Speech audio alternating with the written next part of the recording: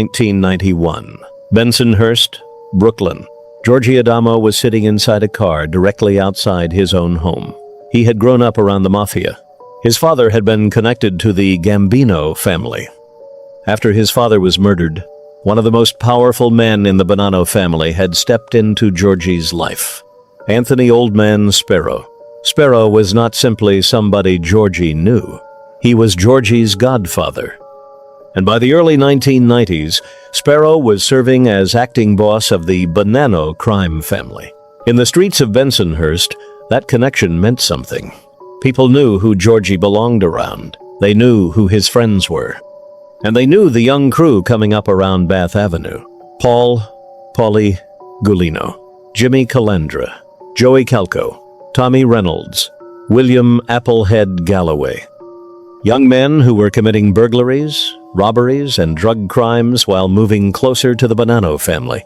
Georgie was one of their friends. But being the godson of Anthony Spero did not make him untouchable. Because on this night, Georgie was not sitting beside another Bonanno associate. He was sitting beside a crack dealer named Stephen "Fat Stevie" Romano. And Georgie had made a decision. He was going to rob him. Georgie pulled a knife.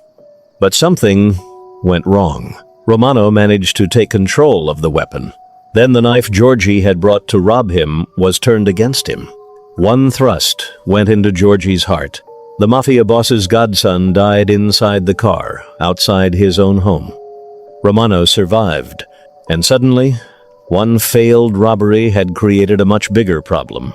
Because Georgie Adamo was dead, his friends knew who had killed him. The police knew who had killed him. But according to later accounts from inside the Bath Avenue crew, there was not enough evidence to put Romano away. Paulie Gulino did not care.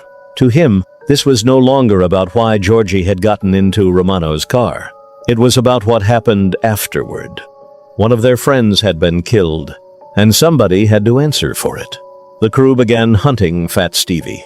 But Romano understood exactly who Georgie Adamo was connected to. So he disappeared. Now Paulie Gulino had a problem. He wanted revenge, but the man he wanted was gone. Then the crew learned that Romano occasionally returned to Brooklyn to visit a friend, Neil Nastro. And Paulie made a decision that showed exactly how far the Bath Avenue crew was prepared to go. If they could not kill the man who killed Georgie, they would kill his friend instead. And when they finally found Neil, he would not be alone. Before the retaliation was over, 2 men would be dead over a robbery neither one of them had anything to do with. To understand why Georgie Adamo's death triggered that reaction, you have to go back to a murder that happened when Georgie was still a boy. His father was also named George Adamo. The elder Adamo was connected to the Gambino crime family and involved in narcotics. In October 1975, police found a stolen van in Brooklyn. Inside were 2 bodies, George Adamo and Charles LaRocca. Both men had been shot in the head. Their bodies had been wrapped in blankets and secured with cord. Georgie had lost his father to the same underworld he would eventually grow up around. That was when Anthony Spero became an important figure in his life. Spero stepped in as Georgie's godfather. And this was not an ordinary family friend. Anthony Spero was rising through the Bonanno crime family. He was an old-school Brooklyn mobster whose power was concentrated around Bath Beach and Bensonhurst. He operated from the neighborhood. He understood the streets, and eventually he became one of the most important figures in the entire Bonanno organization. By the early 1990s, with Bonanno boss Joseph Messino facing legal problems, Spero served as acting boss. That meant Georgie Adamo had grown up with a remarkable connection. His biological father had been murdered in a gangland killing. His godfather became a Mafia boss. And around the same neighborhood, another generation was beginning to form. They became known as the Bath Avenue crew. They were young, still teenagers when they began committing serious crimes. They grew up around Bensonhurst and Bath Beach at a time when Mafia influence was still visible everywhere. Social clubs, bookmakers, loan sharks, made men. Associates. Everybody knew somebody. Everybody seemed connected to somebody else. And for ambitious neighborhood kids, organized crime could appear to offer an obvious path upward. Paul Gulino became one of the most important members of that group. Paulie G. He was charismatic, aggressive, and already connected to serious mafia figures. One of the men who influenced Gulino was Thomas "Tommy" Karate Pitera. Pitera was a Bonanno soldier with a terrifying reputation for violence. Around Paulie formed the young crew: Jimmy Calandra, Joey Calco, Tommy Reynolds, Applehead Galloway, and others moving through the same neighborhood criminal world. Georgie Adamo belonged around them. There are photographs of Georgie with Gulino and Calandra from their younger years. This was not simply a mafia association formed through business. These men had grown up together. That distinction becomes important later, because Georgie was not necessarily the most disciplined criminal in the group. His life was becoming increasingly unstable. According to accounts based on people who knew him, Georgie developed a serious drug problem, and the addiction began changing the kind of crimes he committed. He stole, he robbed, and increasingly, the money went toward drugs. That created a dangerous combination. Georgie had the confidence of somebody who had grown up around connected men, but addiction could destroy judgment. Being Anthony Spero's godson might make some neighborhood criminals think twice before touching him. It could not protect Georgie from every reckless decision he made himself. And eventually, Georgie targeted Stephen Romano. Fat Stevie. Romano dealt crack cocaine. Georgie apparently believed he could rob him. Maybe he expected Romano to surrender because of the knife. Maybe he expected his reputation to do part of the work. Maybe he believed Romano would understand exactly who Georgie was connected to and decide the money was not worth the consequences. Whatever Georgie expected, the robbery did not unfold that way. He got into Romano's car. He produced the knife, and Romano fought back. Romano managed to take the weapon away. Then he drove it into Georgie's chest. The wound reached his heart. Georgie died there, outside his own house. The attempted robber had become the dead man. And from a purely criminal standpoint, Georgie had created the confrontation himself. He had entered the car intending to rob Romano. He had brought the knife. That made what happened very different from a traditional mafia assassination. But the young men around Bath Avenue were not thinking like prosecutors. They were thinking about their friend. Georgie was dead. Fat Stevie was alive. And Paulie Gulino wanted revenge. According to an account of the Bath Avenue crew, Gulino's reaction was immediate. Their friend had been killed. To Paulie, that demanded an answer. But Stephen Romano was not stupid. He understood the neighborhood. He knew Georgie's connection to Spero. He knew the people Georgie associated with. And he could reasonably expect that somebody would come looking for him. So Romano left Brooklyn. He hid in Manhattan. The Bath Avenue crew searched for him. Nothing. Fat Stevie had disappeared. And the longer he stayed away, the more difficult the revenge became. They could not simply wait outside his home. They could not catch him at a neighborhood bar.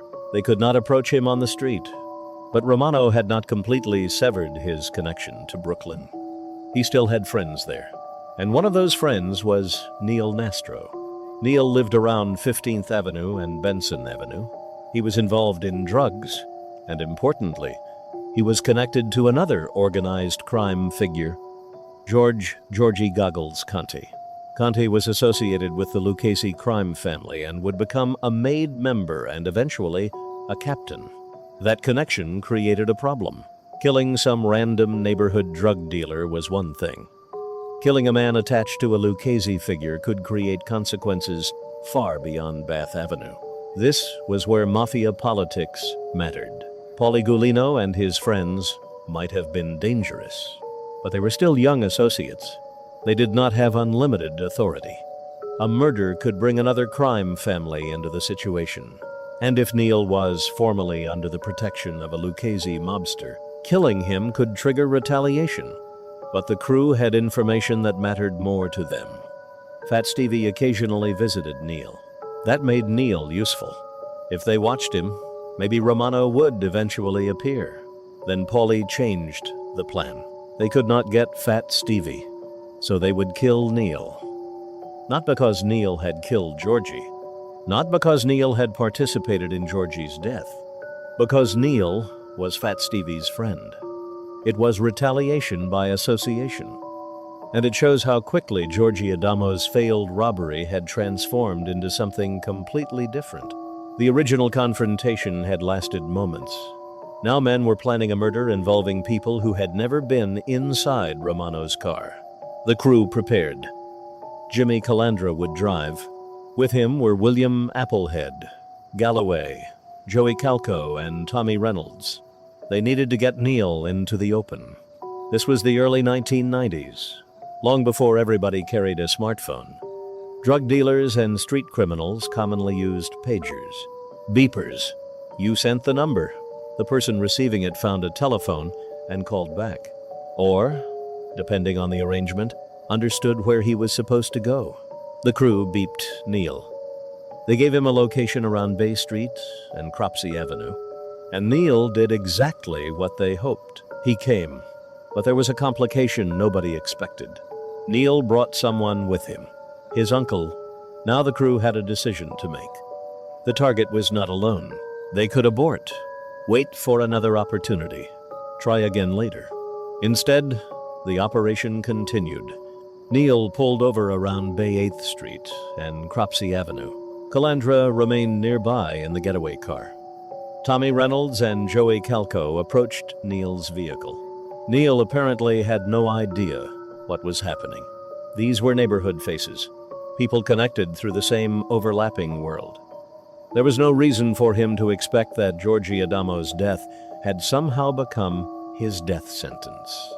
Then Reynolds opened the driver's door. He had a .357 Magnum. He fired at Neil's head. Then he turned the weapon toward Neil's uncle. Another shot. 2 men were down. According to the later Bath Avenue account, the crew also took cash and cocaine from the vehicle before leaving. Then Reynolds and Calco ran back toward Calandra's car. The doors slammed. Calandra accelerated away, and the escape became chaotic almost immediately. A pedestrian crossed the street at exactly the wrong moment. Calandra's car struck the person and sent them flying.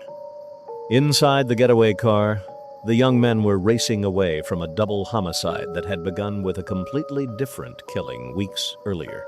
Then they reached the Verrazano Narrows Bridge. The murder weapon had to disappear. The gun went into the water. The crew continued toward Staten Island. Calco and Reynolds were dropped near the Staten Island Mall, where they had vehicles waiting. Then Calandra and Applehead returned toward Brooklyn. Calandra eventually went to see Paulie Gulino. Paulie wanted to know what happened. The retaliation had been completed, except it had not been clean. The man they originally wanted was still alive. Neil was dead. Neil's uncle was dead. And the crew did not even know immediately whether the second victim had connections that could create another problem. That was the insanity of the cycle. Georgie tried to rob Fat Stevie. Fat Stevie killed Georgie. The crew could not find Fat Stevie. So they killed Neil. Neil happened to bring his uncle. So the uncle was killed too. One attempted robbery had now produced 3 dead men. And Stephen Romano, the man they actually blamed, was still alive. For the Bath Avenue crew, however, the retaliation had another purpose. It sent a message. Georgie had been one of theirs. Someone connected to the man who killed him had paid for it. That mentality was becoming central to the crew's identity. These were not old Mafia veterans carefully calculating every consequence. They were young men who had grown up admiring the power surrounding organized crime and were now trying to establish reputations of their own. Violence became currency. If somebody embarrassed the crew, respond. If somebody hurt a friend, respond. If somebody appeared weak, exploit it. Every incident became a test of whether other people would fear them, and Paul Gulino increasingly stood at the center. But there was something deeply ironic about the revenge for Georgie Adamo. Georgie had spent his entire life surrounded by the consequences of Mafia violence. His father had been murdered when Georgie was young. 2 bodies wrapped in blankets. A stolen van, gunshots to the head. Then Anthony Spero stepped into the boy's life. Georgie grew up around a criminal culture where being connected to powerful people appeared to offer protection. And for a while, maybe it did. But protection had limits. Anthony Spero could not be sitting inside every car Georgie entered. Paul Golino could not undo a knife wound. The Bonanno family could not bring Georgie back. All they could do was create more violence afterward. And the revenge did nothing to change the reason Georgie had died. His drug problem, his robberies, the decision to get into Fat Stevie's car with a knife. Those were the things that put him there. The Mafia connection only determined what happened after he was gone. The story also demonstrates something important about the Bath Avenue crew. Their legend is sometimes described as though they were simply a miniature Mafia family operating independently in Brooklyn. They were not. They existed inside a complicated network of established Mafia relationships.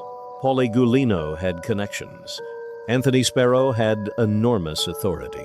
Tommy Pitera had influence.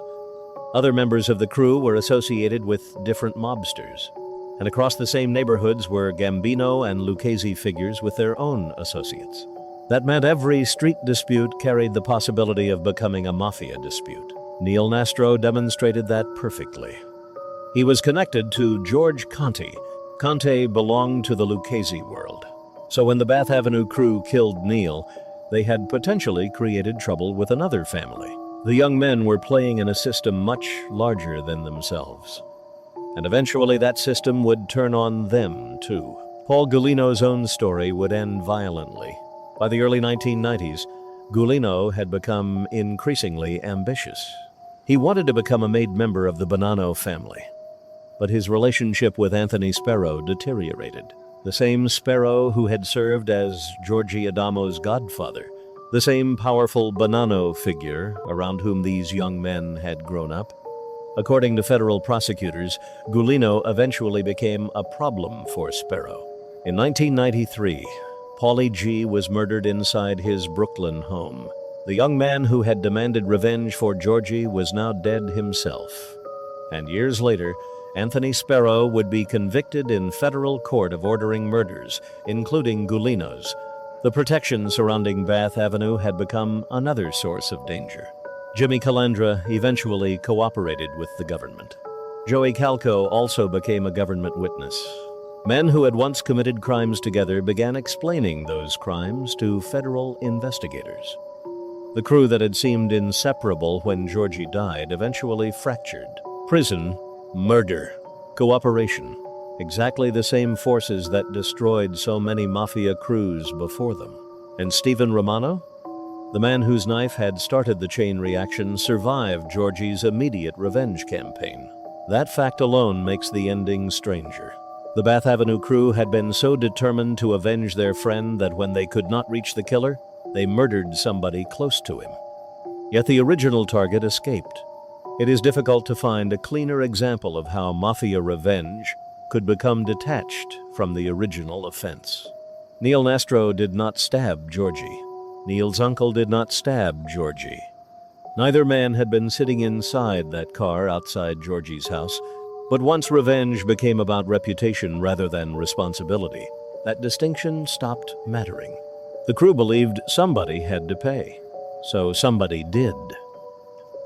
That was the world Georgie Adamo had inherited.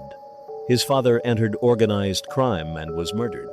His godfather became a Bonanno boss.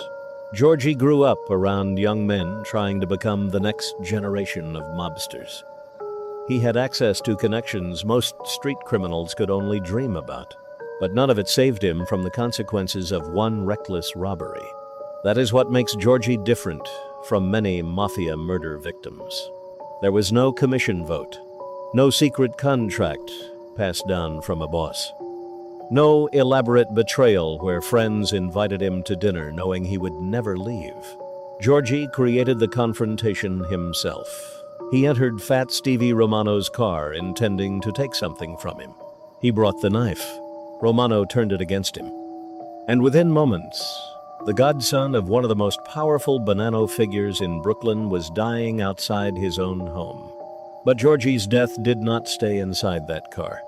It spread. Paulie Gulino wanted revenge. The crew searched for Romano. Romano vanished. Neil Nastro became the substitute target. Neil arrived with his uncle. Both were killed. The gun disappeared into the water. And the young men returned to Brooklyn, believing they had answered the death of their friend. They had not brought Georgie back. They had simply added 2 more bodies to the story.